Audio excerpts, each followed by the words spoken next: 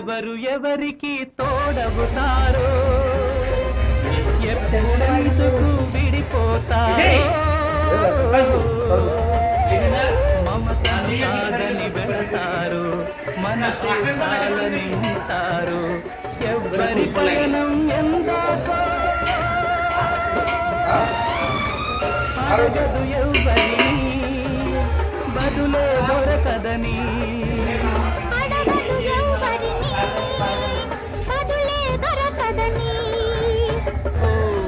బాటసారి